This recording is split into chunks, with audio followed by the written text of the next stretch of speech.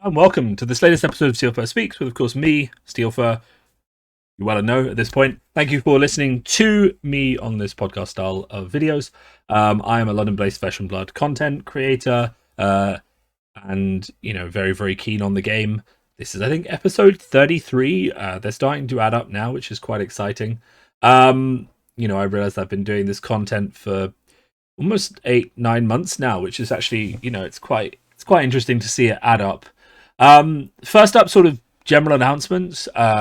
First thing, my own personal news. As some of you may have seen, LSS tweeted last week, I am one of the casters. There's only going to be two of us for the Krakow Calling, myself and Kugane, who some of you may know.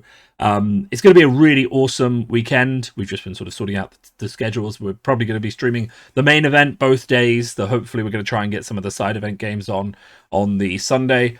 So stay tuned for that on Saturday and Sunday, EU time, running all day. It's going to be super hype, and I really can't wait to cast that. And obviously, personally, for me, it's really great to be invited to do that by LSS. I'm just super psyched that they wanted me involved and, my voice on that cast.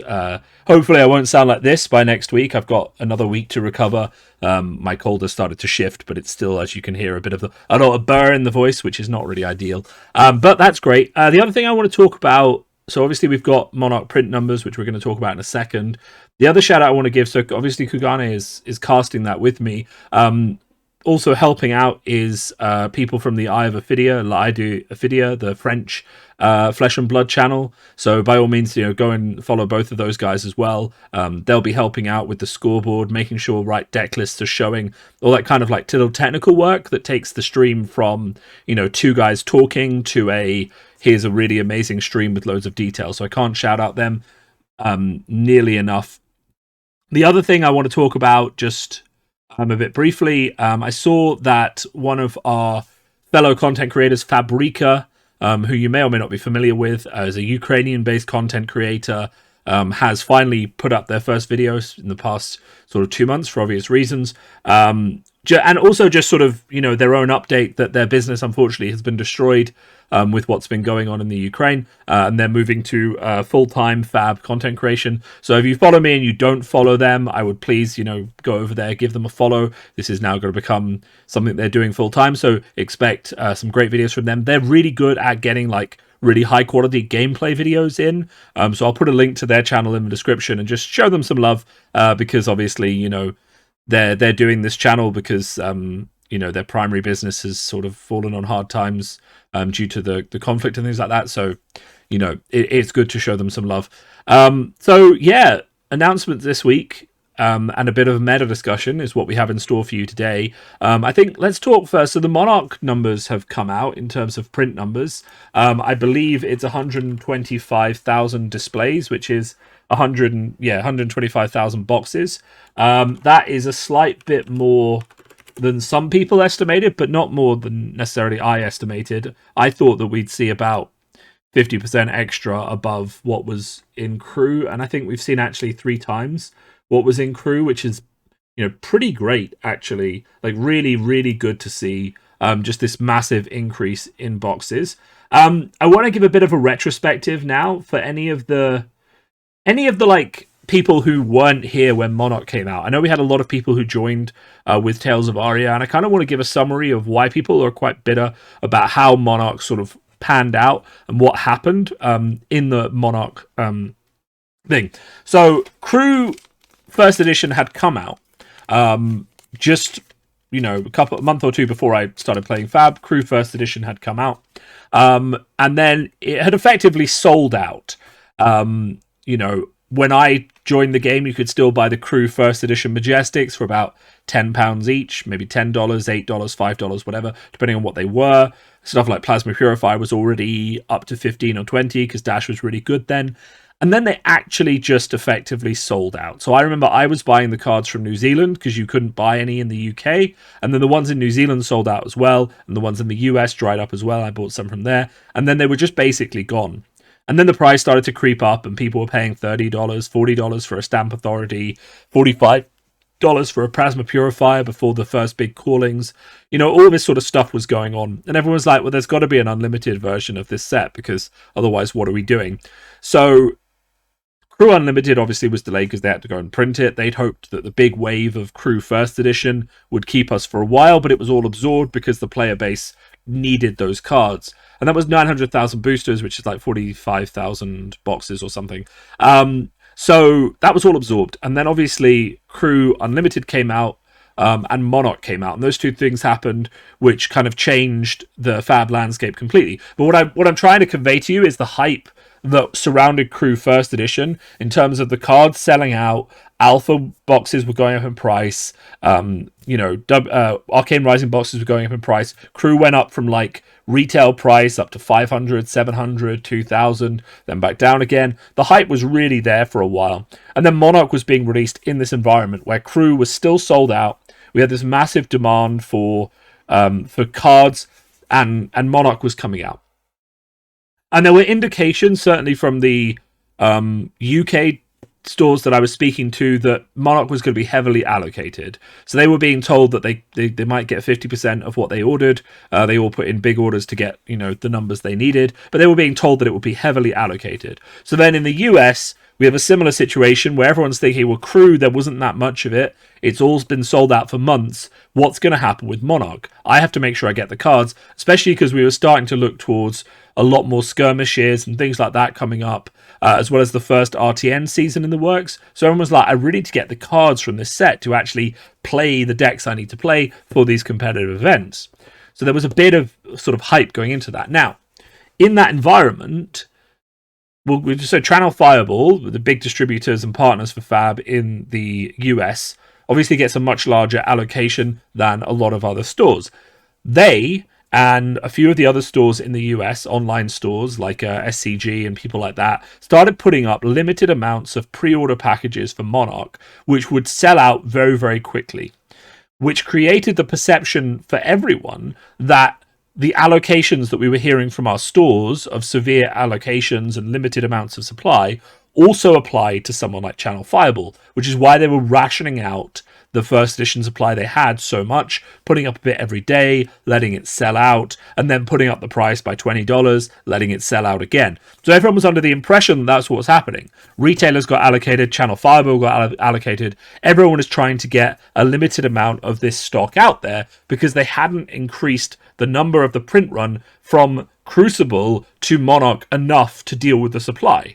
Because we were seeing a massive growth in players from Crucible coming out to from Arc to Crucible coming out, and the Crucible meta saw a very, very big increase of players, and Monarch was supposed to be even more players getting in because it's brand new for the game, right? So then we saw this slow ramping up of prices from Channel Fireball and other retailers online in the US, and correctly assumed, well, not correctly assumed, but assumed that that was because of a genuine limited supply.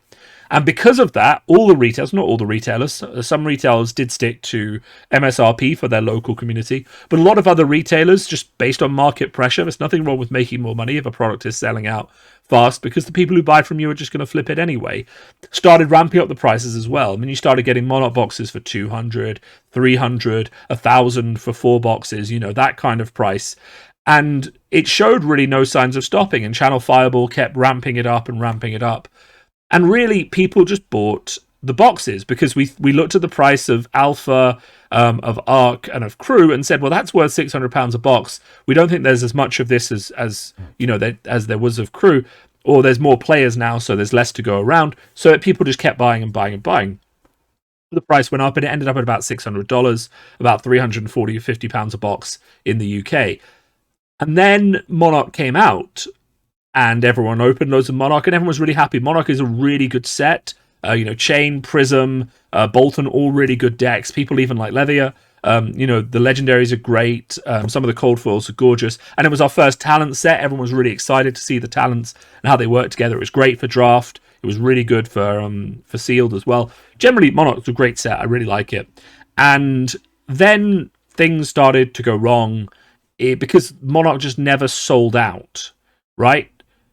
Everyone was kind of like, well, okay, Monarch's released now. First edition Monarch's released now. So it's going to be sold out, right? No one's going to have any more in stock. And then we realized that some of the people in America had a lot more in stock than they realized, right? And it wasn't just that, but this was the first thing that happened, is that it just didn't sell out. And people kept selling it online on these online stores. And everyone was like, well, wait a second, I thought you said you didn't have that much, and they kept selling it.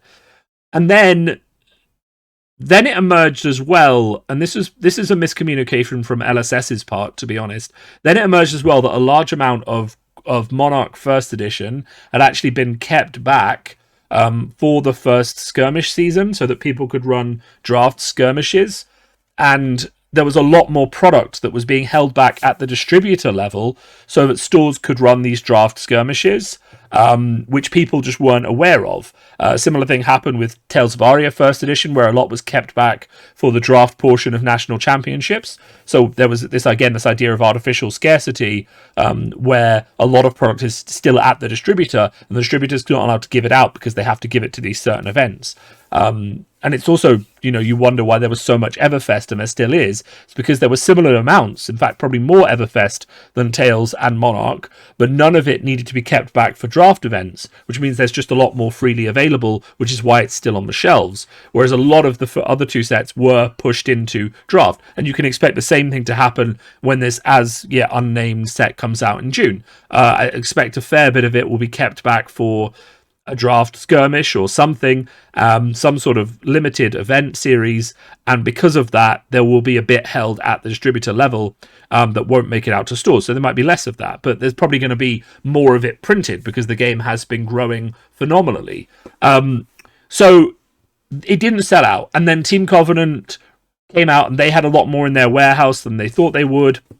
The distributors were offering them more, even when they thought it had sold out. And there were a number of cancelled orders. And they had, I can't remember the number, but someone said they had like 4,000 boxes they put onto the market. Now, Team Covenant sell at market rates. They don't mark up. So, Zach and I think it's Zach and Timothy. I'm sorry if I get Timothy's name wrong. But the Team Covenant guys are fantastic. And they don't, they don't mark it up. They sell it for what the market price is. So when that came on, obviously everyone was looking at their $600 boxes and looking at Team Covenant selling it for $120, and we're like, what the hell is going on here?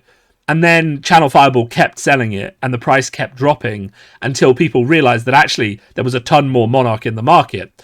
And then people started speculating, okay, maybe there's more than 45,000 boxes of Monarch. Maybe there's more. I don't think anyone suspected there was 3 times as much. I predicted, 1.5 times as many to account for player growth.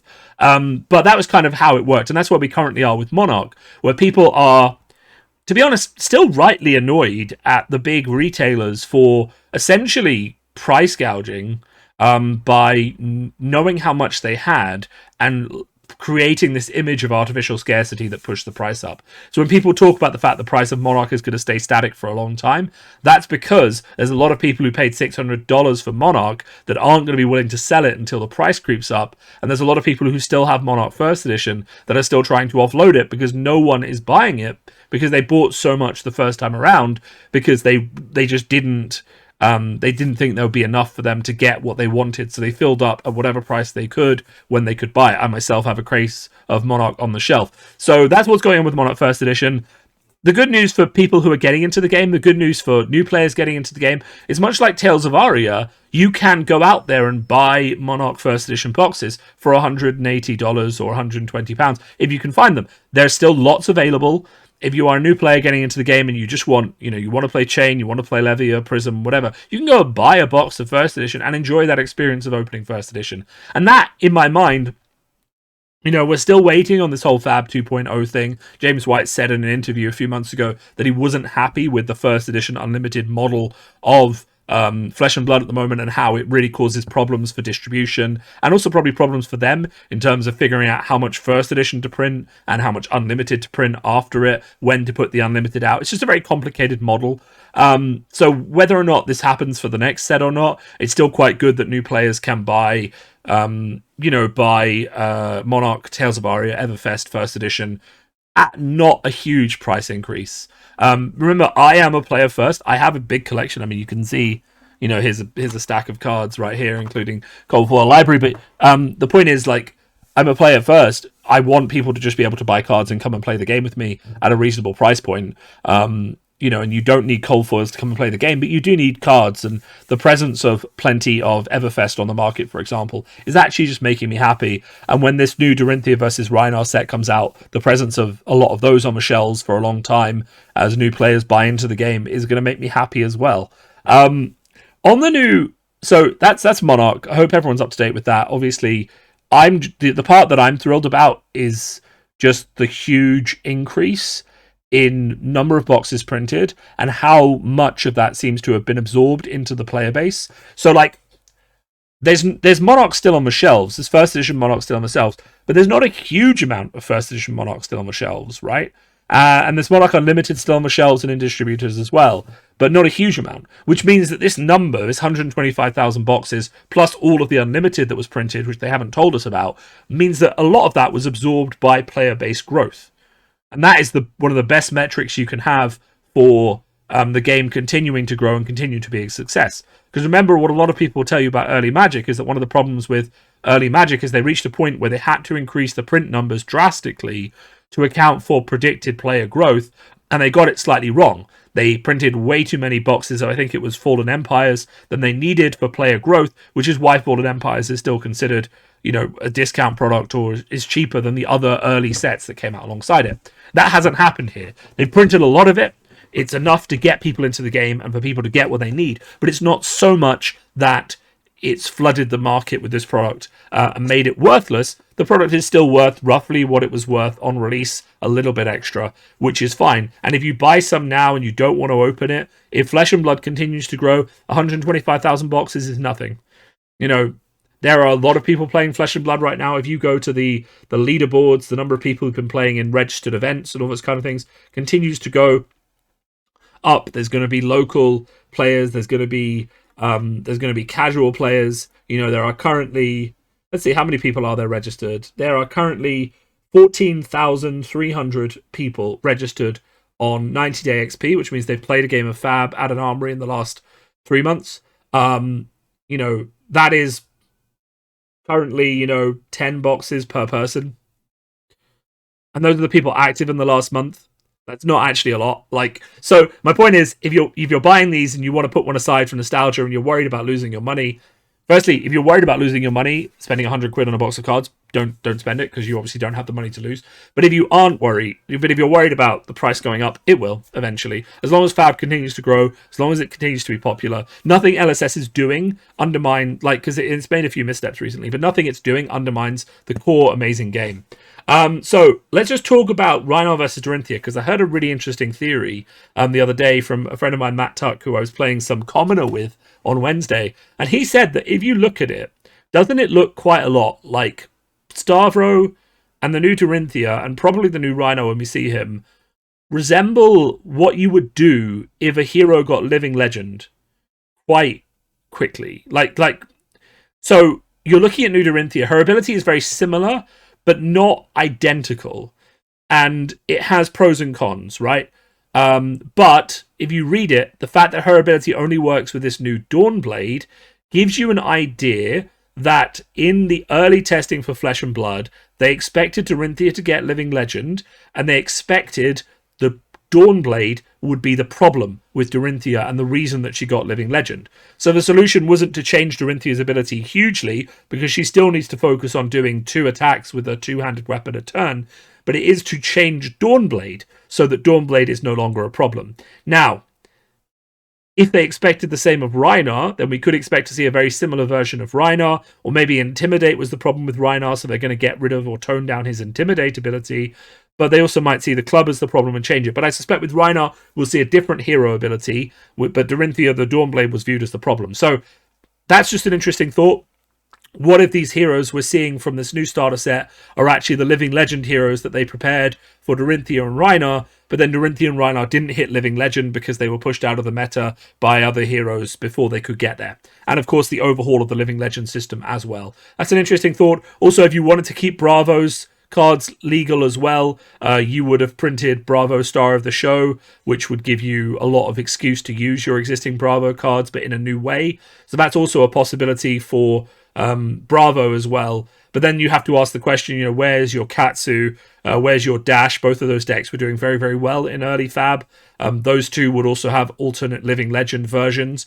If the next starter deck box we get is Datsu versus Cash, no, is Cash is Dash versus Katsu, then I'm going to put a bit more weight to this theory, and I'll say, actually, maybe they expected those 4 heroes to get Living Legend first, and that's why they prepared these alternative versions. There isn't an adult version of either of these yet, but there could have very easily been an adult version of both Dorinthia and this Rhinar, but they've just taken the opportunity, since they haven't got Living Legend, to reuse those ideas for this starter product, which is pretty cool. So I'm really hyped about that starter product. Hopefully it stays on the shelves for a while, though I'll have to buy a copy, obviously, because it's full of shiny cards. And hope to God, there is more than one copy of that Majestic in that box. If there are single copies of Majestics in that box, I'm just going to be so pissed off, because I know people who will buy 3 to get a hold of them because they will be playable, and the Dorinthia Majestic is very, very good. There needs to be at least 2 in that box. I should say, on the starter decks, I know I mentioned it before, but I'm so disappointed that they are not CC/Blitz decks. I'm really disappointed they don't come with a little pack that just has the 3rd copy of every card in the deck. To bring it up to a CC level deck, it costs an extra couple of quid to chuck those extra cards in. It turns it from an entry level product to one format, which, to be fair, a lot of stores are turning away from because they prefer CC over the swinginess of Blitz, and turns it into an upgrade deck that lets me bring players from not just Blitz, but also when they're ready to move into CC, it gives them that 3rd copy of the cards they need. Because also, again, with these Majestics, if there's only 1 copy in there, it's very, very bad. If there's only 2, though, it's still very bad, because for that person to move into CC with the deck, with the Majestics they want, they're going to have to buy that Majestic from someone else, or buy another copy of the starter that they've already bought. It's not great. So I would have liked to see a better solution to that. But we'll have to have a look at the cards when they come out. Okay, so we've talked about Monarch, we've talked about the new starters, and the potential Living Legend Easter egg in there. Shall we talk a bit about the whole banned restricted list kerfuffle? I do want to address this properly in a Steelfur Supremacy video. I'm going to record after this, but I just want to say, and I've said this in my live reactions to the banned and restricted list coming out, most of the people I've talked to have agreed they don't feel like 12 days is nearly enough from announcement to tournament, especially when 1 or 2 of those days for most people is going to be travel to the event. People still have jobs to work. We're not at a level where there are proper professional players of flesh and blood, really, people who can get ready in a week. Now, I'm not saying that people won't be ready. I mean, my own testing group is already talking about what the new meta could look like, what bans they might do, what happens if they make no changes, and is already looking for that perfect deck that might work depending on the changes they make. So we can do a lot of work before we know actually what the changes are happening, but it's still really not great that they're not giving that much notice. I will say I don't believe they should give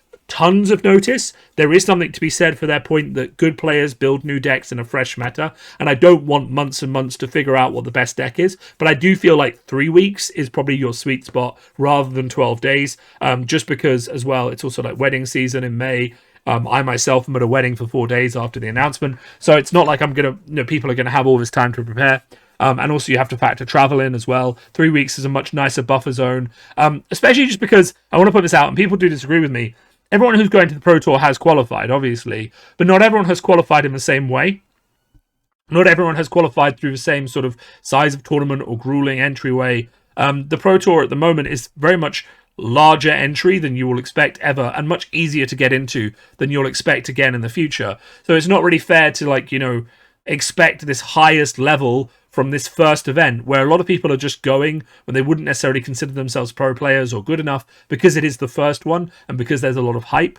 So really expecting those people to change super quickly. Remember, the calling is also happening at the same time, and all the calling players are going to have to adapt to the bans as well. So this ban thing with 12 days to spare is going to affect a lot of people who I would consider to be more casual, who probably don't have the time to put in loads of practice the week before, because they're going because it's the first one, and they're fitting it into their work schedule, their life schedule, and maybe they don't have more time to practice. I think more consideration needs to be given to the fact that this was the first event, and less to the overall oh, it's a Pro Tour, so it should be just the best of the best. Because I don't think the number of people in that category who have a full 10 days, 12 days to just make themselves do nothing but testing and get ready for the tournament exist right now in Flesh and Blood. I want us to get there. I've no doubt we will get there. And I think next year, 12 days may be fine. But I think 3 weeks is the better. And I think, especially for this one, more time would have been better for everyone involved.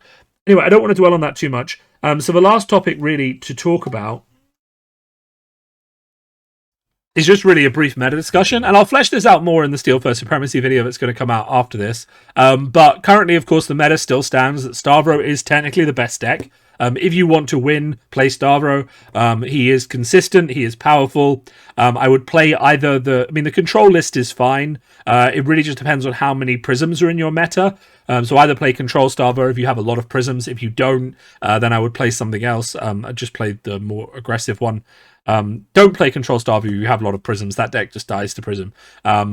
Obviously, Prism is very good into Stavro normally, so if you have a lot of Stavros in your meta, consider playing Prism. And if you have Viserai, obviously, has a good game into both Stavro and Prism. But is less favored into Stavro, more favored into Prism. So Viserai is a pretty solid choice as well. Off meta choices, very quickly, we obviously have Lexi. If you have a lot of Viserais in your meta, and even to an extent a lot of Stavros and not a lot of Prisms, then Lexi, both Ice and Lightning variants, can both be pretty solid choices. Ice has a lot of control that forces Stavro to spend cards in his hand, which is what Stavro wants to not do. Viserai obviously needs to go wide and have lots of attacks. A well-placed Channel Lake Frigid or something like that can definitely hurt Viserai's game plan. I'm not saying Lexi is the answer to both of those heroes. If she was, she'd be a tier 1 deck, but she is at least an interesting choice when that is your meta. Other choices, of course, is someone like Oldhim, if there's a lot of Stavro and Viserai, but not a lot of Prism. And that's kind of it, really. I mean, that's kind of our meta. The other heroes just are really tier 2 heroes. They've done well at certain pro quests, but not at most of them. And that's why you've seen Stavro just come out and dominate. In terms of predicted changes for the ban list, assuming Stavro gets Living Legend, if he doesn't, it's going to be a bit of a shit show. But assuming he does, then they're probably going to hit nothing, maybe, from Stavro if he gets Living Legend, because ultimately you'll just end up with people pivoting from Stavro into Oldhim.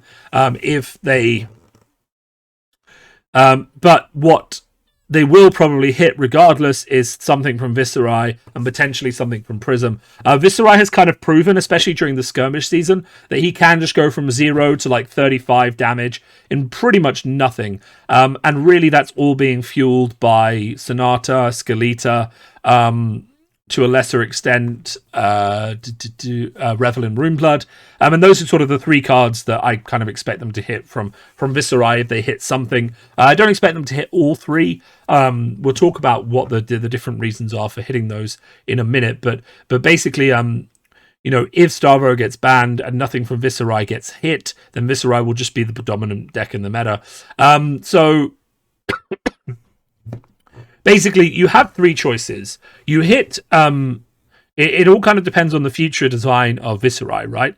If you're happy with the OTK style of Sonata Skeleta, then you probably just get rid of Revel and Runeblood, though it's a very light hit to Viserai because it doesn't take away his OTK potential. Sorry.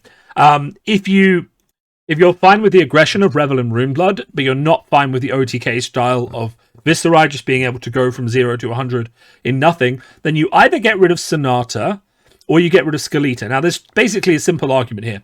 If you get rid of Skeleta, you're basically saying, I like the X cost factor in Viserai, and I want to be able to print X cost cards in Viserai again, right? Because if you don't get rid of Skeleta, you can never really print another good X cost card in Viserai again, because Skeleta just distorts the power of an X cost card so massively. But Skeleta without X cost cards is actually potentially not that broken. Skeleta without Sonata to dump it into then ends up dumping into things like Rattlebones, things like Ninth Blade, which is powerful, but not as I've just drawn 6 cards, what are you going to do about it, as Sonata is. So if they don't like the idea of X costs ever again in Viserai, then they might just ban Sonata and just never print an X cost again. And then Skeleta will just be reducing your Ninth Blades, your Rattlebones, etc. And if it's just really powerful cost reduction. If they like the idea of potential ramp and X costs and combos and things like that, then they ban Skeleta. Now, personally, I think they need to get rid of Skeleta. The idea that there's a chess piece that has 2 armor, battle worn, and can generate somewhere between 0 and 10, 15, 20, resources in a game, it's just a bit ridiculous to me, right? So I personally would just get rid of Skeleta. I think it's a broken card. I don't think you can keep it in the meta and ever be content with the power level of Viserai again, because anything you give him that's expensive just becomes free, right? So that's just a factor to consider. So yeah, I think Skeleta's on the chopping board myself. From Prism, some people have suggested they could hit ALS. I don't really know what you hit from Prism that's actually going to hurt them. You could hit some of the cheaper heralds that let them, pitch to stop them getting go again. You could hit one of the more powerful auras like Parable or Merciful. You could hit, Haze Bending or something like that. But I mean, hitting one of the auras still leaves them with 24 auras. I don't know. There's changes you could make to Prism, but I think you don't necessarily need to. This is an interesting discussion, much as a lot of people have been saying that, like, if you get rid of Viserai a little bit, and you get rid of Stavro, who's gatekeeping a lot of other aggro decks out of the meta, then you do start to see more decks like Chain and more decks like Briar come back in the meta, who are arguably better placed to deal with Prism now than they have been before. Certainly, like Briar with Blinks, a lot of go again and stuff like that is not in a bad situation to deal with Prism. Right, that's it for this episode, because as you can hear, my voice is starting to go a little bit, and I need to cough. I am resting for the next week, trying to avoid talking too much, but obviously next week I will be delighted to be back casting. The only other thing I want to announce, just for those of you who are still listening, I will be spreading this far and wide, but I want to give it out to those people who are listening to me the most first, which is why I'm putting this at the end of the video, is I found during the recent meta discussions of bans and restricted, I was dealing with a lot of one-to-one messages and a lot of one-to-one discussions where I ended up repeating myself quite a bit. So I have actually decided to set up a Discord server. Obviously, I know there are already a lot of fab Discord servers out there, but mine is just going to be a place to, I guess, come and speak to me, talk to me a bit about metas and things like that. And of course, if you are one of my supporters, we will be organizing games, and you can drop in there and ping me and say, hey, do you want to play a game? And I'll try and find some time to come and play with you. And obviously, if you're not one of my supporters and you want to play a game, it'll be more dependent on whether or not I'm free or not. But if you're one of my supporters, I'll be more likely to make time available, obviously, because time is money, friend. But, feel free. The link is in the description below, so feel free to come and join that. It would be great to get a positive community there. I would like to say I have pretty strict rules for how I conduct myself in Flesh and Blood on my channel, and those do kind of extend to my Discord as well. So if you're looking to come in and insult people or not argue well or represent yourself well, then just don't. But if you're looking to come in and have reasonable discussions about a lot of different things, then do that. We can also talk about other games that I play. There's a few different channels for stuff like that. So yeah, if you feel like you need another Discord, or even if you don't and you just want to play some games against me, do just come and hit up that Discord and we can have a bit of a chat. Also, it's a great place to give feedback on my episodes. I'm always looking for new ways to get input on what I'm doing. Would you like to see, more regular content? Would you like to see it on a specific day every week so you can prepare for it? Would you prefer if it was served in a podcast form? Any other things? You want more videos, more deck text, more like what do you want to see from me? Let me know. Also, I have started doing a lot of YouTube shorts recently. I decided to do one just in response as a joke in response to the meta ban wait, but I found it just to be really fun. And then I started realizing that it's actually kind of fun to crystallize these moments in Flesh and Blood that go past very quickly into a 15-second or 60-second video. Like the latest one I did, for example, is a summary of the final of my Pro Quest where I was playing Prism into Viserai. And it's just a 15-second video that pretty much summarizes why I lost that game and, well, one of the reasons and what went wrong. And, both humorous and quick, which I think is just really, really interesting as a medium. So I'm going to be exploring that a lot more. And the other thing, of course, I need to do is just make sure that there's more regular content coming out, because as you can tell, I've been sick and talking has not been something I've been good at doing, but that's not really an excuse for not making sure there are videos out there to entertain the people who are following me. As always, my goal has always been to grow this channel so that people are coming along this flesh and blood journey with me. I love flesh and blood a lot. I love talking about it, and I like bringing that energy to everyone in a reasoned and, compassionate, straightforward way that lets people understand what's going on without a lot of, built up anger or that kind of thing, and really just building a positive experience. I am planning on trying to get some more gameplay in, which is one thing I hope the new server will help with, because people can come on and I can record games against them and use that for footage, and then really just sort of going back to at least 2 videos a week, just getting some content out there that is interesting to everyone, as well as a few more Steelfur Supremacy videos. So that's what's been going on. If I can just stop catching COVID or coughs or colds, any illness really is fine, as long as it doesn't affect my throat. I can talk. But since last December, I have had COVID, possibly twice, and I've had a sore throat as well for like 3 weeks. So talking has just been really bloody difficult. Anyway, links in the description for all the stuff I've been talking about below. Thanks a lot for listening. As always, I'm Steelfur. This is me speaking, and have a great day.